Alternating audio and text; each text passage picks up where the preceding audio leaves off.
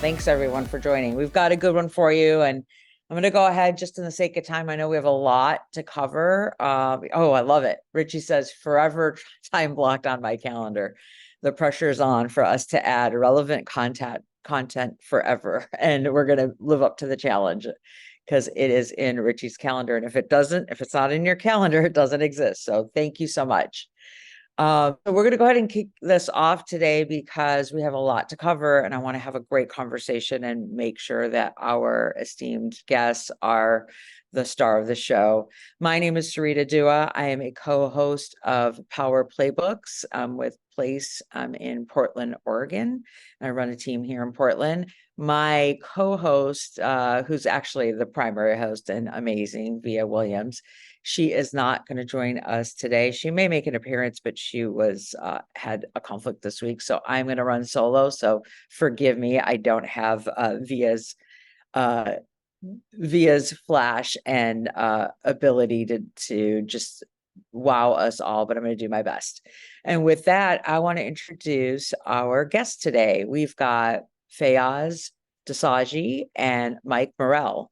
They are co-founders of Dream Team United, which is a large sort of mega team in the Carolinas with 5 locations. And before I butcher anything more with regards to my introduction, I'm going to do them the honor of introducing themselves. Welcome, Mike. Welcome, Faiyaz. Let's start with you, Faiyaz. Introduce yourself and tell us a little bit about yourself and how long you've been in real estate, and then we'll kick it over to Mike and get going on some of these questions. Thanks for having us, Sarita, and hello to everyone out there. Again, my name is Faiyaz Dossaji. I'm the co-founder with Mike of Dream Team United. We're located our hub is located in Fort Mill, South Carolina, which is a suburb of Charlotte. A little bit about myself. I grew up in the Carolinas, but I really lived away from the Carolinas for a long time until I moved back in 2015 and entered real estate very quickly thereafter. So I've been in real estate since basically June of 2015, and Mike and I started our team in January of 2018. Prior to real estate, I was a defense contractor, more in the analytical world, working overseas, and my background was really in international relations. So I had no real estate experience before joining in 2015. So I was a fresh newbie agent starting off with wide eyes. Awesome. And how about you, Mike? Yeah, so I grew up in Pennsylvania originally in my father's Philly cheesesteak shop. Then once graduated, went to college for a couple of years. That didn't go great. Joined the Marine Corps and spent 4 years mostly in Guam in the intel field, similar to Faiyaz. Came home to Pennsylvania and froze. So I moved to Florida because I need to get out of the cold. While in Florida, I got a job selling concrete to contractors and home builders. At that point, I saw the guys sitting in the model in the air conditioning, selling homes, and went and got my real estate license. So 2007, I went and got my license, started working for a new home builder, and then 2008 happened really quickly. Got a quick start in new home sales, got I think 11 homes under contract in the first few months. And then it all came crashing down. Turns out that like 8 of my buyers were investors. That all fell apart. And the company I was working for offered me a transfer to Charlotte, North Carolina. So that's how I ended up here. Sold new homes here for about another 8 or 9 years, and then came to general brokerage in 2015. Faiyaz and I teamed up in January of 2018 and started Dream Team United. Perfect. So a couple things I want to make sure I know, and definitely feel free to drop ahas in the chat as well, guys.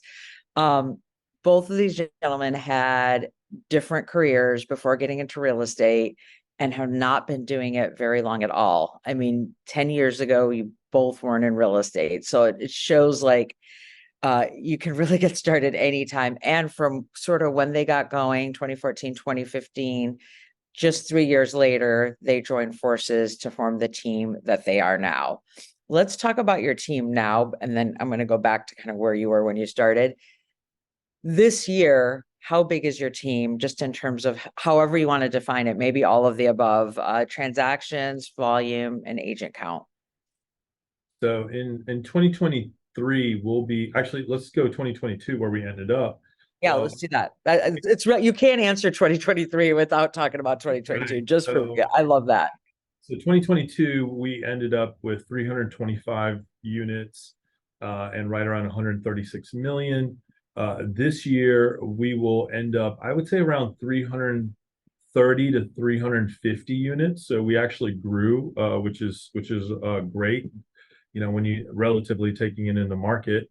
And so we'll probably end around, 140 to 150 million, give or take. So that's our projection. So, we're happy. And then our agent count, roughly right now, we're around 18 agents across all of our operations. And then in total, we've got about 40 some odd people on our team when you include in virtual assistants, ISAs, admin, support team, things like that. So. Okay, so my mind is blown already because, again, you're just getting started, and we're going to talk about your individual teams just briefly, but you both told me in our pre-call that you essentially were individual agents. You might have had a little bit of support, but you weren't giant teams just coming together. You were kind of solo agents, and here you are with a bit, $140+ million business, just 3 years after forming.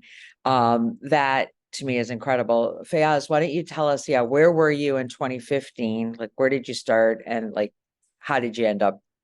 Yeah, I guess both of you, where did you start? And then I want to talk about how you guys ended up together. Well, when I started in 2015, I was completely new to the city. I had never bought or sold a home before. I had no sphere or social circle here because I was completely brand new to the area. So I had zero experience. I had no social media because I worked in the intel field. So, that was kind of discouraged to be out there forward facing. So really starting from scratch. And within the first 6 months, I would say that it was difficult. Like I didn't have anything going.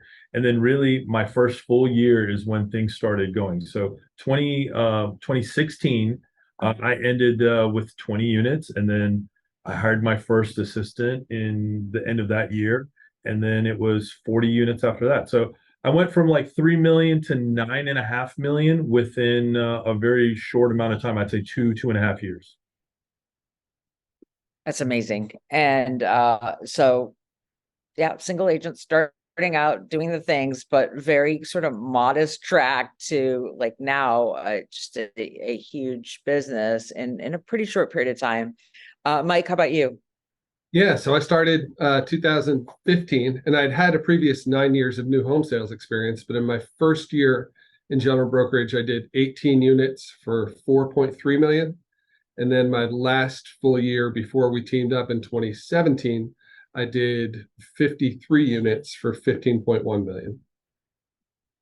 So 3 to 9 million, 4 to 15 million, like about 24 million combined. So one would think if you were just to sort of join forces, you've got basically a 24-25 million dollar business, just 1 + 1 = 2 kind of thing. Talk to us about how joining forces came about. And I'm speaking to all of you guys, right? Our audience on Power Playbooks is single agents thinking about joining a team, teams that are thinking about growth, and then also people just looking for specific ideas on what they might want to try in terms of layering in a different element of their business or focusing and mastering on a particular component. Most of the themes here for us are growth related, and you guys are the perfect case study for growth.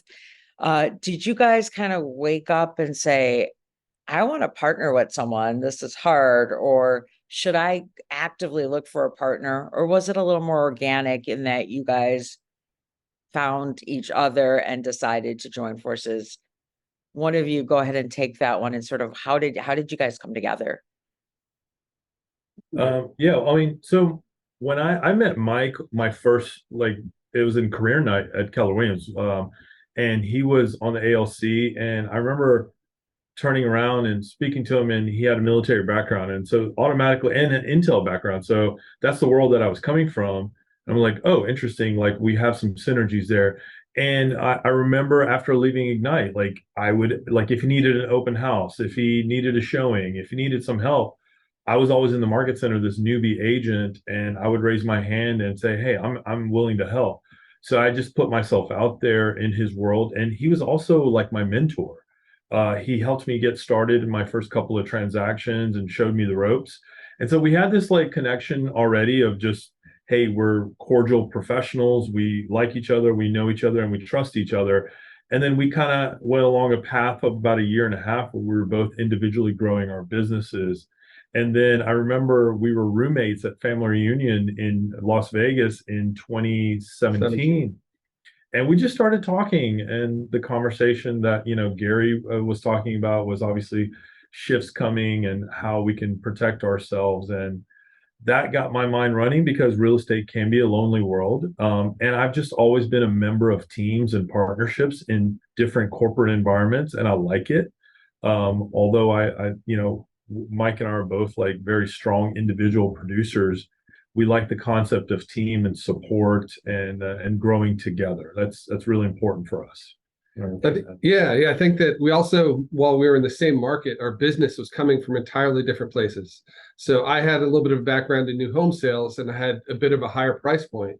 Faiyaz was focused on investors and building his investor group, and consequently had a little bit lower price point. So we saw if there is a shift coming or things are going to be changing, here's an opportunity to find some synergies, but not cannibalize each other's business. And whichever way it goes, we're covered. So I think, and I want to play back. I love it. I don't need to cut. No, you're good. I don't mean to cut you off. I actually heard a couple things I just wanted to play back. One, there was a culture, a sort of a common language or background that you both gravitated to, having this military defense intel background. So there was a comfort level.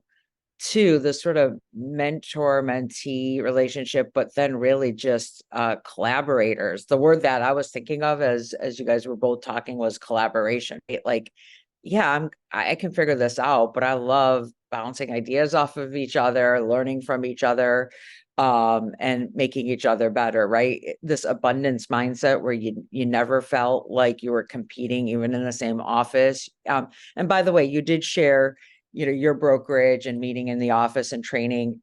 This story applies to whatever brokerage anyone is from. It's just about kind of keeping your eyes open. I remember when I was a new agent as well, finding senior agents to go. I wanted to hold open houses. I didn't have my own listings, right? So who do you connect with, and why are you connecting with them? Is there some synergy? But the other thing you said about the cannibalization that I really like, Mike, is just thinking about market proofing your business in terms of having a broader scope and diversifying your client base. You weren't both working in the same farm, or both being sphere based, or both being the same thing. You had a little bit of a different price point focus and ideal customer. And so you both brought something to the table, which then added to each other's business and complemented. It was a very complementary strategy, right? As opposed to, again, competitive in any way, where your target prospect has to pick, well, which person do I go with? No, it's, hey, we have a menu with more offerings now because we have experience in oh, you want to invest? We've got someone for you. You want new construction? We've got that covered. You've got different value propositions for who you're talking to. So I loved that you thought about that, and you were pretty deliberate. But I would also say just that friendship and that mutual respect makes it easy to partner, because that trust piece is really important when you're bringing your business together. And you had that from day one, which was really exciting to see.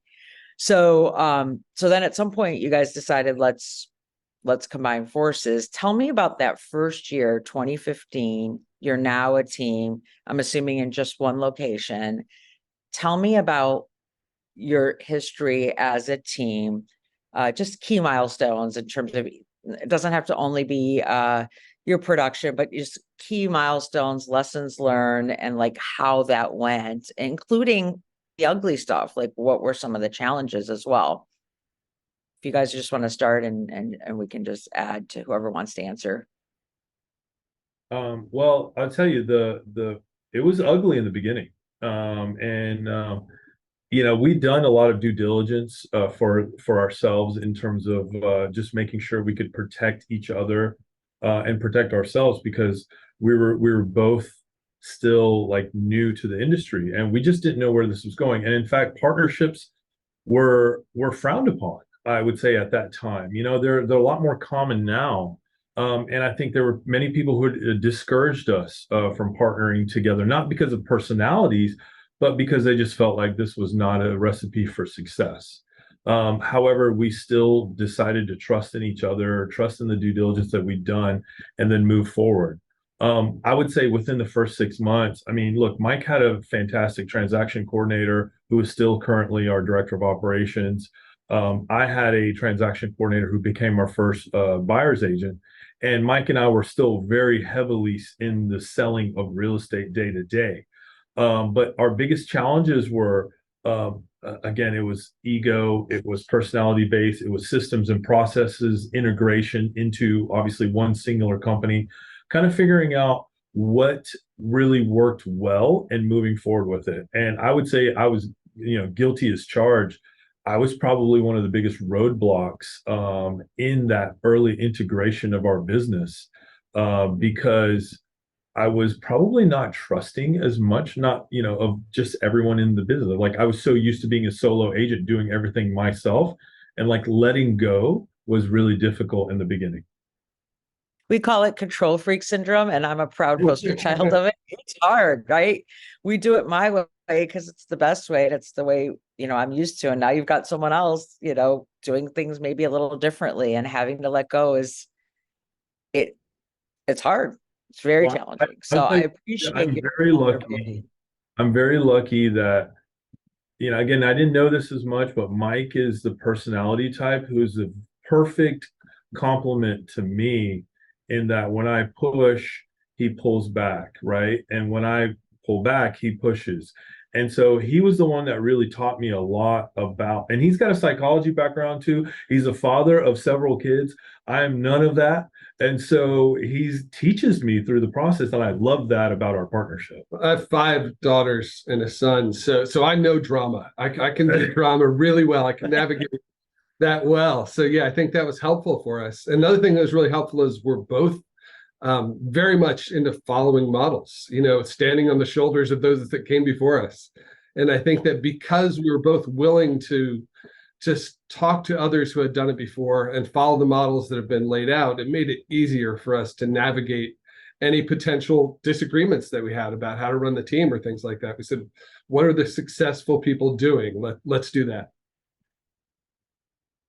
So let's kind of forward to, like, you're together, you're doing it. There's a few bumps and bruises, like you acknowledge, especially at the beginning. One thing you mentioned is 2 of your early employees, an admin support person and a buyer's agent. Are they still with you? And how did they evolve? Did you have a lot of overlap? And yeah, tell us about, I guess, what does your org look like? What did it look like, and how did you grow? Yeah, so Jen is our current director of ops, Jen Napoli, and she started with me when I was just looking for like an administrative assistant. Like candidly, I need somebody to help me with transactions and occasionally pick up my kid. Like I just needed help with life and the business. And then when we partnered up, she stepped into more of a director of ops role, and has since just continued to grow year on year, building relationships to the point now where she's one of the primary drivers of our company. She's the one that's keeping us rolling. So that was my first and best hire we've ever made. Better than me. Awesome. I mean, honestly, better than me. Yeah. At one point, Michael. And your buyers, Yeah, I mean, just say your agent, is she still with the team as well? A buyer's agent is not. She went off to other leadership opportunities, which we were really proud of her. She's still in real estate, and recently a mom of 2. So congratulations to her. But yeah, we're still very much cordial relationships with her, and happy to help however we can with her. but Jen is really the driver and the empire builder that Mike happened to obviously hire immediately. Happens to. Yeah. So let's talk about, you mentioned you have 35, 40 people now with 18 agents and 5 expansion locations. Tell us about how you chose to expand. Did you deliberately say, I want to be in this city, I want to be in this city, or did that opportunity present yourself due to people or business or some other reason? And one of the questions in the chat is, how do you stay profitable with that ratio, approximately 50-50 between staff and agents? And is that by design, that ratio? So I asked you 2 questions. I guess the first, let's break it down. I always do that. I ask too many questions at once. The first question is, did you expand purposefully or accidentally, or, what was the genesis for expansion? Let's go ahead and answer that one first. Then we'll talk about the profitability. Expansion for me has always been an important goal, and that was long before he and I partnered. And in fact, one of my non-negotiable questions to him when we were going through due diligence period was, Mike, if you are not interested in expansion, then that would be a non-negotiable for me, and we're not the right. So that was on the table from the beginning, but we still didn't start expansion until I think 4 years after the merger. Because the reason why we went to our initial location was Spartanburg, South Carolina, which is the upstate region of the Carolinas, and that's my hometown. I have a sphere there. I was sending a lot of business there. I was receiving a lot of business there. So there was a pipeline there. I had good relationships with some agents on the ground and with the leadership of the Keller Williams Market Center locally. So, and it was an hour and a half away. So, and it was a good market too. We were familiar with the market. So a lot of safety nets were already in play that if we didn't succeed, it wasn't going to be a big loss for us. So, and so far, that's currently our biggest operation. We have 5 agents there now. And with actually a mega agent office as well on the ground. And that said, while we had our eye on Spartanburg because Faiyaz was raised there, we still lead with talent every time we go anywhere. So it had been years we've been saying, yeah, we'd like to go to Spartanburg at some point, but until we found the talent, until we found somebody to run that, we didn't make any moves. And it's been the same in every expansion we've had. You need the rock star talent before you can do anything if you're going to be successful. Yep. No, but I think it's also a very great clarifying point, which is, although Faiyaz knew expansion was important to him and growth in different areas, you had a very logical reason to go to your hometown, and so like it was still a very natural progression, as opposed to, let me take a map and let me put some pins on where I think I might want to be. So that makes a lot of sense. I'm glad that you caveated that, because he's right. We could be in every single major town in the Carolinas right now, because the Carolinas leadership is very welcoming to expansion. However, we purposely have chosen every single spot is lead with talent, not lead with market.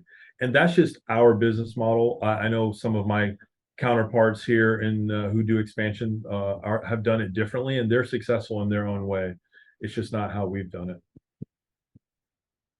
That's great. Okay, so now let's talk about your staff. So today, again, 50-50 staff and agents. Just comment about that with regards to, how do you stay profitable with that? And do you expect that to continue? What do you expect 2024 to look like in terms of where your growth is going to come from in terms of people? Yeah, I think that we have always had high expenses on the admin side. From the very beginning, we had a marketing coordinator, which a lot of people don't have. We've always been willing to pay a little bit up front to provide superior service to our clients. We felt like that was the easiest path to growth. So the way that we've gotten beyond that is by not paying for leads. Our lead expense has always been very, very low. We're not doing Zillow leads. We're not doing Realtor.com leads. We're working our database, the way that we've been taught to do. So that's how we balance it. That's how we keep the costs in line. So you're not spending a lot on lead acquisition. You're spending it more on marketing and systems and automation and working your database. Cool too. Yeah, I mean, I think our lead generation expenses is less than 1%, if I'm not mistaken. Yeah, so it's really low. But we spend on people, and our retention of people is also very high. So, while some people might spend less on people, but they're spending time and spending training money and all that cost as well. So we have very high So retention. that's to me definitely like an asterisk in my notebook here, which is everybody spends money differently, and rather than spending money getting leads, you're spending money on people. And then by spending money on people, you have high retention, and you're taking care of your people, i.e. your clients, by having a large focus on customer sat, which is great. So we spent, this first 20, 25 minutes or so, like really setting the stage of how you guys were individually, where you came together, how big you are now, this massive growth, right?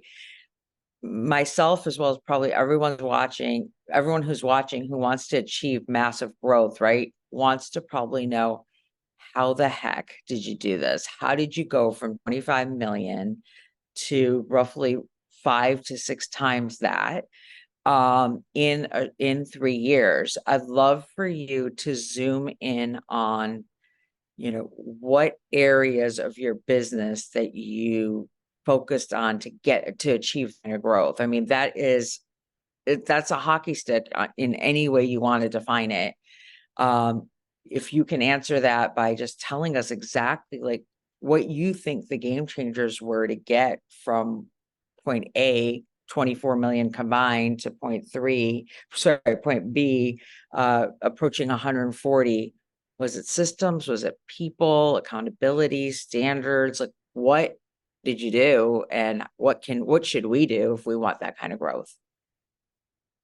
So I think, I mean, our ace in the hole is that we have like when Jen came on board, she created all the systems and processes, right?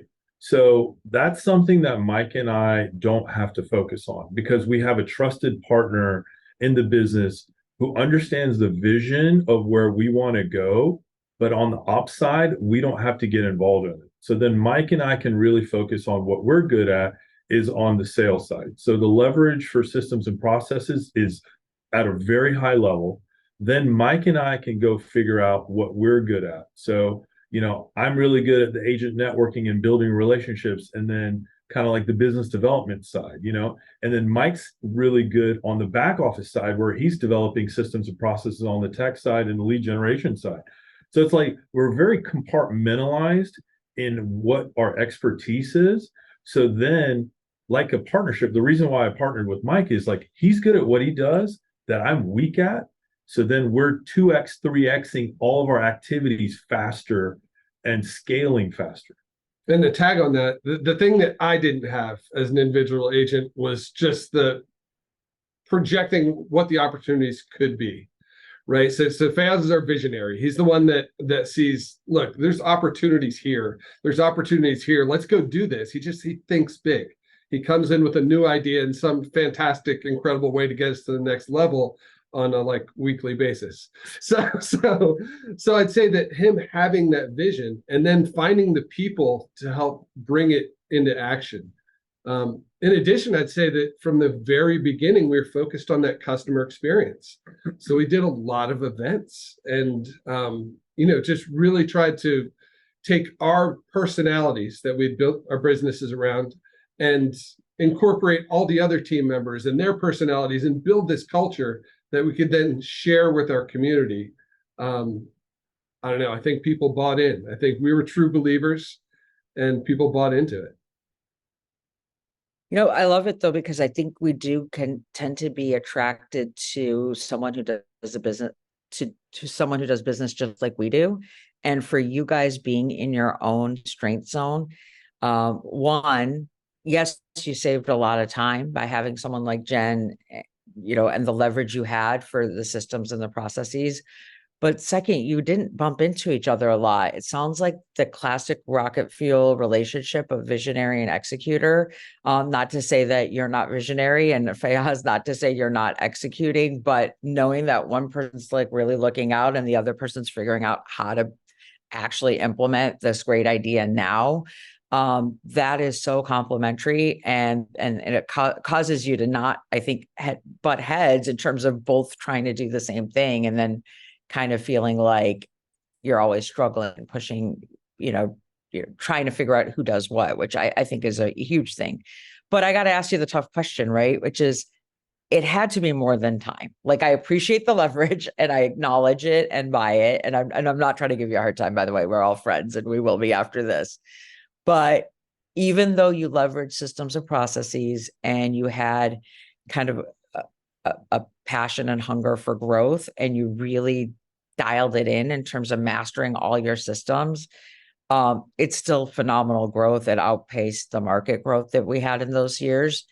What else, if anything, contributed to this massive growth beyond leverage? What other things that can you share for us? So I mentioned that they were both good at following models.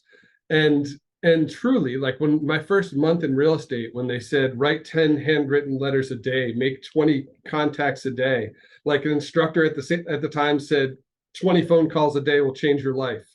Like, we actually followed the models. We didn't try and come up with anything brand new. We weren't chasing the next big shiny object. We just did the things that have been proven that work. Yeah, Sarita, while you were talking earlier, I was thinking about this. Charlie Munger just passed away last week, and for those who don't know him, he was basically the right-hand man of Warren Buffett, and they were a partnership too, right? And one of the things that Warren says about Charlie was that Charlie helped him realize about foundation building and really staying disciplined. And one of the things about our company is that we do not chase shiny objects. Like, we are really like as aggressive as we are. And from the outside looking in, you're right. It is a hockey stick growth, but the hockey stick growth has happened because we have a really strong foundation and we focus on the fundamentals and have allowed ourselves to like just really focus on a couple of things instead of also always going chasing after things. It has also helped that we're in a really good market. The Carolinas have been great as well, right? I mean, let's be honest. And then so just without getting like, you talked earlier about how did we start expansion? Although the market was right to start expansion, although the talent was possibly there, we didn't start expansion until we got buy-in and permission. Literally, we got permission from Jen in the ops side that yes, we are now ready to implement. So we are very much systems and process forward, then sales follows after that. It's a little bit different way of thinking about it, but it's allowed us to be more protective of our P&Ls. It's allowed us to grow faster. It's allowed us to retain better. And going back to that earlier question that somebody had in the chat, we're positioned now with our admin team that we could do twice the volume, yes, twice the number of units that we're doing right now. So we've taken all this time to build all these processes and find the right people. And yes, we may have kind of overpaid for some admin support, over the last few years, but now we're poised for serious growth with the people that we have on the admin side. So I think that while maybe 50-50 now, we could easily be 2/3 agents, 1/3 admin quickly, and we'd be able to handle it and continue to provide the same support. Yeah, I describe it like a stair step, right? You make that next investment, and then you can, once you put that, the money in, the people in, the systems in, then you can kind of continue to add to it without having to go to the next level in terms of investment, right? You're already poised to do it because you did the work. So I'm hearing a word that a lot of agents actually don't have, but you guys really focused on, is you were patient. You didn't just jump after the next great thing.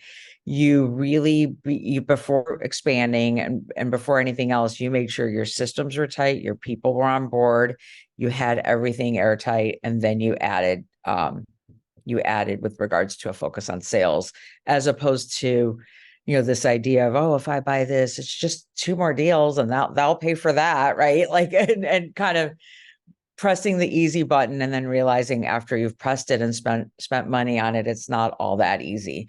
And so it takes some discipline. It also takes holding back. And I think what I like about your partnership is you both have that same philosophy, right? If a person was like, let's go do this, like the fact that you both are very clear on what your vision is and how you're going to get there, and you're going to be investing in the right things is a huge compliment to you guys.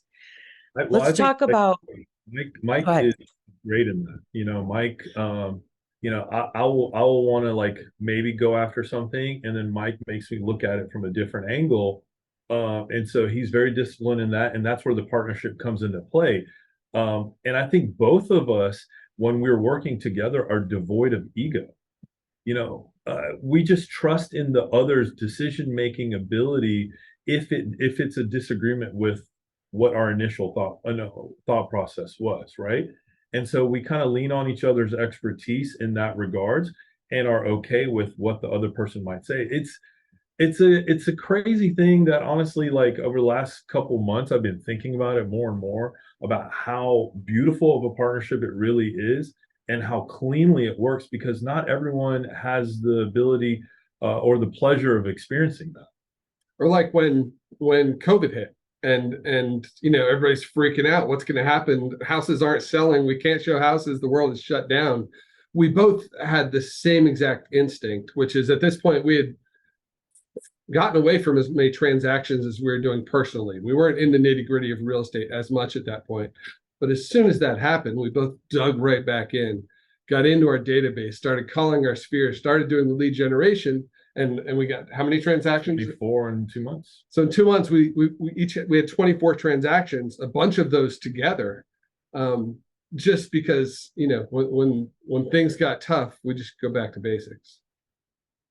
I love it. And one thing I could just tell by you guys, that I've known you and I've enjoyed meeting you at events and so forth, but just getting to know you here, when you say you don't have an ego, it's so true. I'm watching you guys answer these questions, and both of you, without realizing it, spend time telling me when you're answering how great your partner is. You both do that, and it's just super cool to see.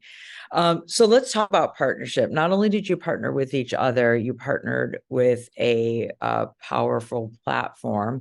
There's many out there. I know you're partners with Place, as I am as well. And this is not a commercial necessarily for Place. What the question really is you guys have an amazing business. You had an amazing business.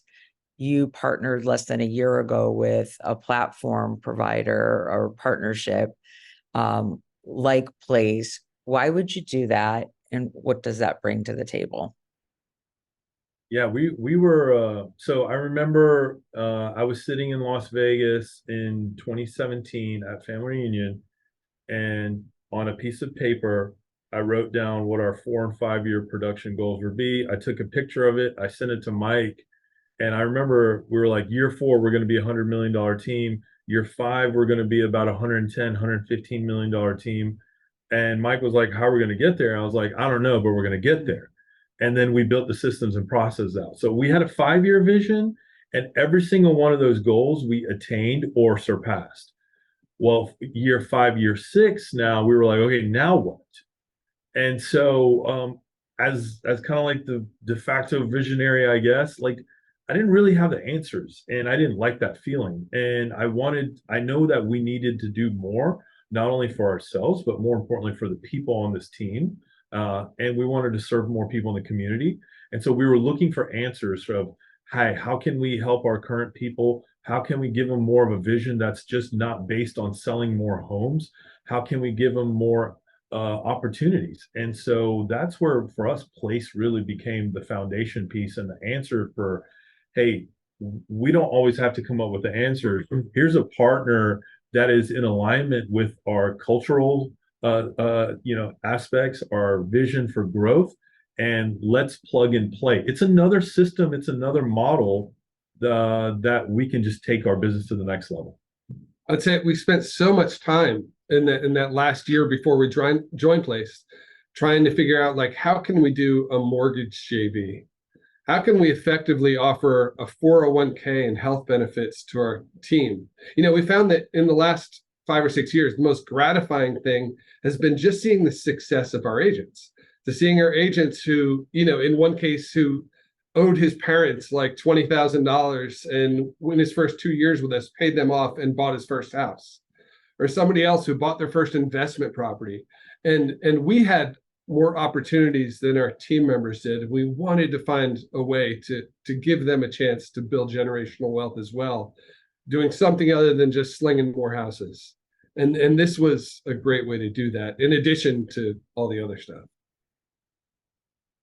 Well, and it's very much in line with what you said when you looked at how you guys came together, right? Which is, how do we leverage the systems and the processes so that we can stay in our strength zone? And then what I'm hearing is a very unselfish answer, which is you had a very clear roadmap for the first 4 or 5 years, but now what? Now at some point you grow to the point where it's not more about more money for you potentially. It's how do you create a big enough world so that all the people in your world can achieve massive success and also stay in their strength zone by providing benefits and resources. If you can, how can you just share with us specifically, whether it's recruiting or productivity or training, share with us specifically some of the things that you were able to leverage so that you would continue to grow. Would you say you grew faster? And like, what specifically was it that kind of was a game changer for you in those areas? Yeah, I know for me on the expansion side, it's made my life easier.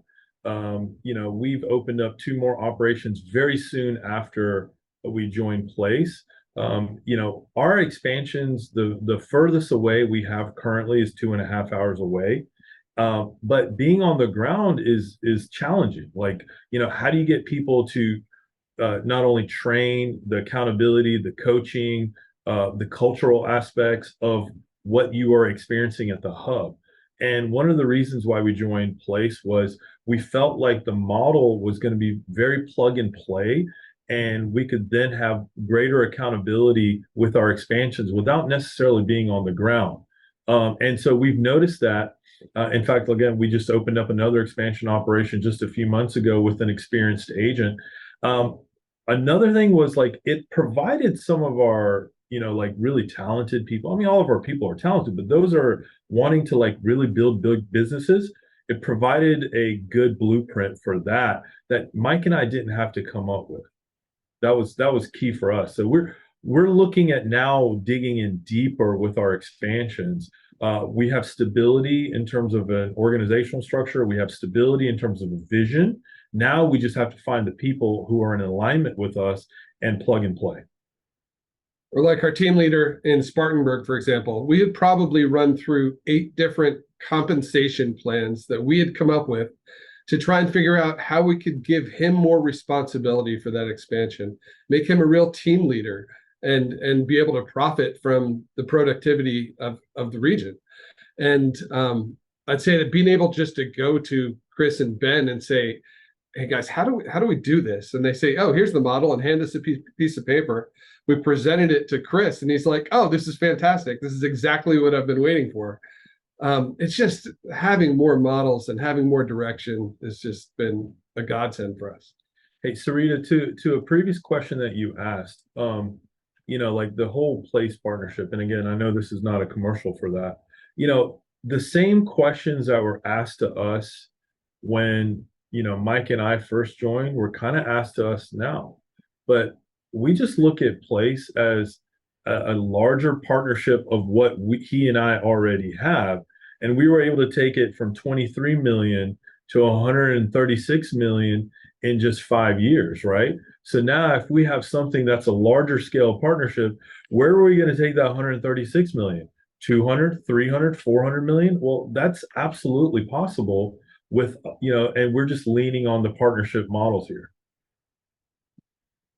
Yeah, you you have to be growth minded. There's no point keeping your business exactly the same and partnering with anyone if you don't grow. So growth minded, as well as adding to your life by having more specific models, frameworks, whether it's compensation models, recruiting strategies, systems that your people can plug into so that you can continue to stay in your zone. And that's what I like about what you're saying, which is it's pretty much the same answer as how you two came together, which is just like you just said, this next level partnership, because you already had that clear vision, but what is the next level and how do you get there? How do you get there without doing more work? Yeah, why do agents join, not our team, but any team out there, right? I mean, it's the same thing. It's the same thing. I mean, you're just smaller scale and then like moving up the ladder of scale. Like we have agents who possibly could be successful on their own, right? But they choose to partner with us because of a value proposition that we are partnered with. The same thing. Place is providing us a value proposition that Mike and I certainly believe in, and we're happy to participate. Or like, in 2017, I owned 100% of a $15 million real estate team, right? And then 2022, I owned 50% of a $135 million real estate team. So like in 2027, what does that look like? I don't know, but hopefully it's just as explosive. Well, and Nicole put a comment here that I'm going to quote for us. Nicole Burnett says, totally, figuring out those pieces is a whole different exhausting animal. Figuring out the pieces that you don't know and spending all that energy when someone's figured it out. We should all be ripping off and duplicating everything wherever we can. We are not the sausage sponge. We should just take what works and crib it. There's no need to be creative. Just do what's working, and to have someone lay it out for you. There's two things, right? One, it's easier so that we can then focus on the stuff we shine at. But two, that you guys have said in every one of your answers, it's the people you get to do it with, right? Like not only are you taking your partnership to the next level, but you're doing it with partners, not only within your team, but with the overall partnership that you get to not only take from, but then give back to. So it's very collaborative and much in line with your culture. Your culture comes out in everything you say, and it's really cool to watch. Richie asks, how did you find expansion partners with the same vision and trust that you have in each other? It's really hard. I mean, sometimes it's a unicorn thing, right? The fact that you guys found each other. Now, how do you find the same thing as you look at different locations? Great question, Richie. So again, expansion was a goal of ours that wasn't overnight. This was many years in the making. And one of the things that Mike and I did over the years was interacted with team leads and OPs, if you're in the Keller Williams world on this call, around the region. Our reputation was increasing and spreading as we were obviously selling more. But, I have good relationships with TLs and OPs, and I obviously portrayed to them our vision. And I said, hey, listen, you guys know us a little bit in the Charlotte area. We would like to replicate that in your market center if you're open to it. And we would love to talk to people who are like us. And so it was more about presenting ourselves to decision makers on the ground who would then keep an ear and an eye open for talent for us. And that's how Chris, who was our team lead in Spartanburg, came to us. He was literally in an interview with the team lead in the market center, and the team lead said, I have the perfect team for you, and picked up the phone on the spot and called me and said, I have your empire builder right here. And that's how we started Spartanburg. And we now have 5 people, and we'll probably do around 120 to 140 units there next year. And our newest expansion in Columbia, Eric Simons is team lead down there. And he's somebody who we have partnered with for years. He's actually Faiyaz's fraternity brother from 20 years ago.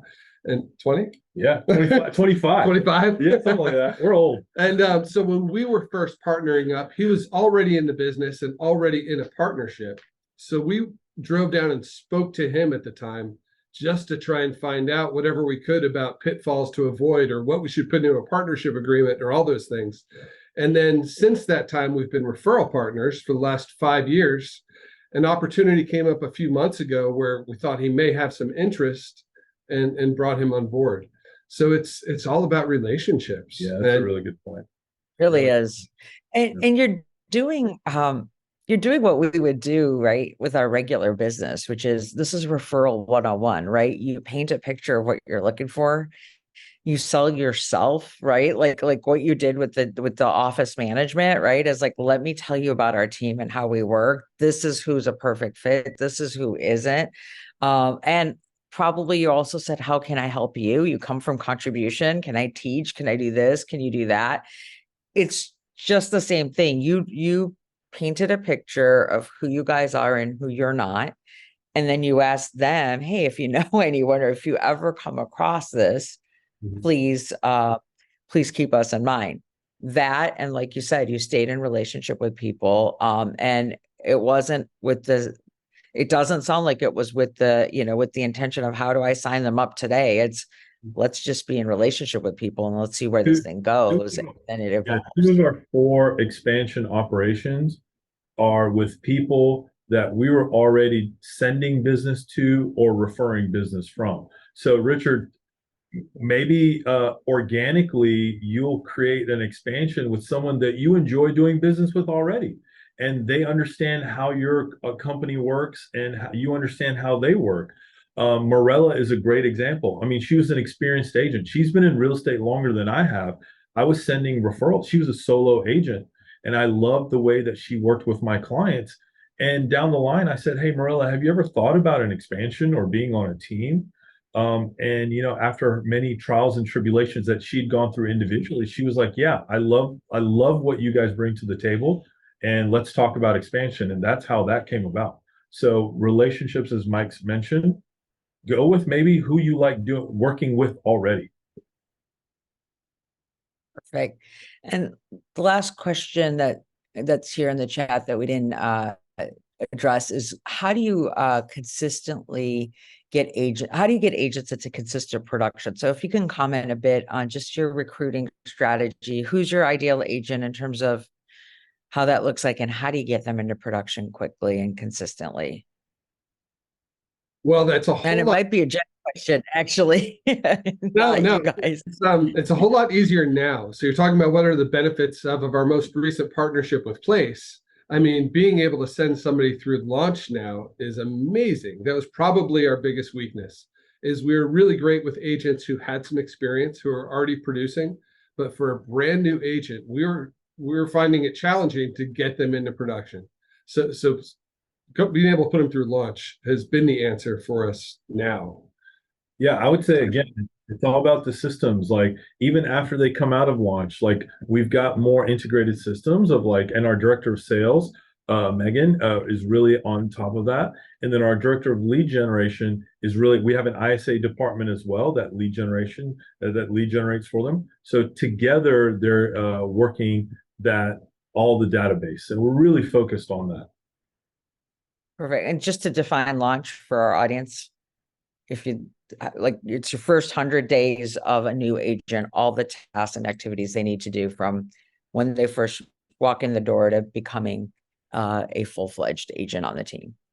It's so detailed. Like, just go through every day and click the boxes. Like Faiyaz said, Megan set up for us in the beginning, and it's just the path is there. Just follow it. Sounds great. So let's just take the last couple of minutes. Thank you so much for your generosity and your time. Tell us something. Answer anything I didn't ask, and advice for anyone looking to grow massively in 2024 with, from your perspective, what's your number one thing you'd tell them to do? Yeah, I would say that right now, it's kind of a scary time in real estate. We see a lot of people that are getting out of the business. We see a lot of people just aren't sure what's going to happen. And for us, I think it gives us an opportunity to grow our organization with more people who could benefit from what we've built. I think that we have a safe space and we have a plan set up for people to be successful and build these awesome lives. So now our biggest opportunity is just focusing on the recruiting end and finding awesome people. Yeah, I would say that. then- Sorry, go ahead. Go ahead, Sarita. No, go ahead.